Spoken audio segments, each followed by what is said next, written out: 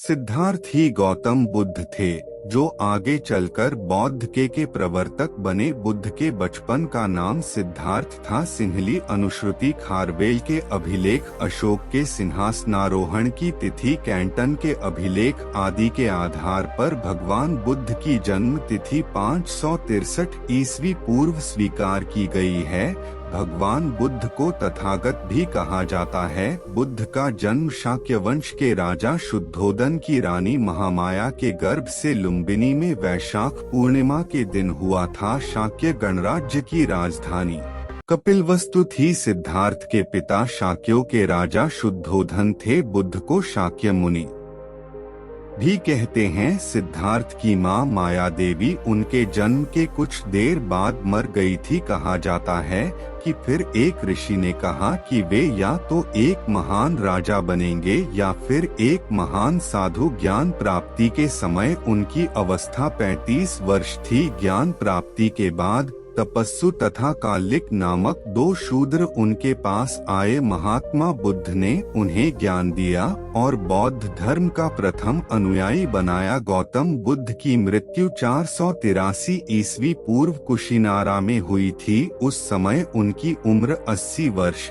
थी। बौद्ध धर्म के अनुयायी इसे महापरिनिर्वाण कहते हैं, लेकिन उनकी मृत्यु के मत में बौद्ध बुद्धिजीवी और इतिहासकार एकमत नहीं हैं। हे भिक्षुओं, इस समय आज तुमसे इतना ही कहता हूँ कि जितने भी संस्कार हैं सब नाश होने वाले हैं। प्रमाद रहित होकर अपना कल्याण करो। यह 483 ईस्वी पूर्व की घटना है। वे 80 वर्ष के थे। बौद्ध ग्रंथ महापरिनिर्वाण सूक्त में पाली भाषा में उल्लेखित है। उस वर्ष बारिश से पहले बुद्ध राजगृह में थे। वहां से वे भिक्षु संघ के साथ यात्राएं करते वैशाली पहुँचे। यहाँ पास के बेलग्राम में उन्होंने वर्षावास किया। यहाँ वे बीमार हो गए। स्वस्थ होने पर वे फिर अम्बग्राम, भंडग्राम, जम्बू राम, भोगनगर आदि की यात्रा करते पावा नामक ग्राम में पहुँचे। वे यहाँ चुंद कम्मार पुत्र नामक एक लुहार के आमों के वन में ठहरे।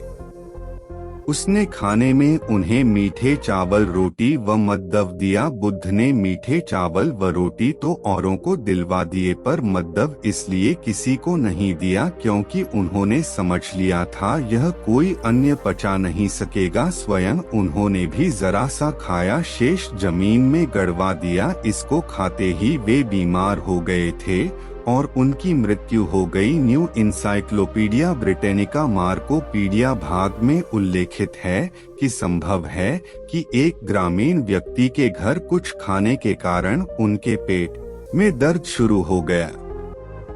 बुद्ध अपने शिष्यों के साथ कुशीमारा चल दिए।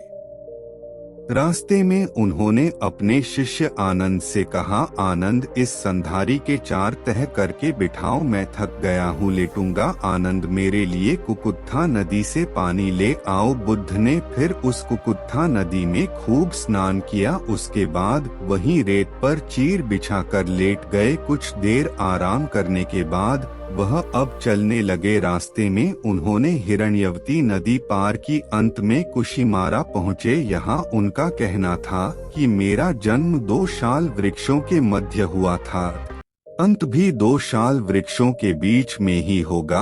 अब मेरा अंतिम समय आ गया है।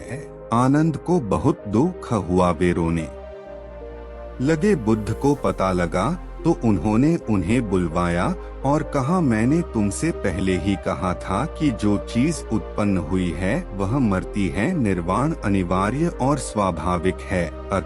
रोते क्यों हो? बुद्ध ने आनंद से कहा कि मेरे मरने के बाद मुझे गुरु मानकर मत चलना। बुद्ध की मृत्यु के बाद उनके पुत्र राहुल भी भिक्षु हो गए थे, पर बुद्ध ने उन्हें कभी कोई महत्व प्राप्त नहीं होने दिया। बुद्ध की पत्नी यशोधरा अंत तक उनकी शिष्या नहीं बनी। उनके मरने पर 6 दिनों तक लोग दर्शनों के लिए आते रहे। 7वें दिन शव को जलाया गया।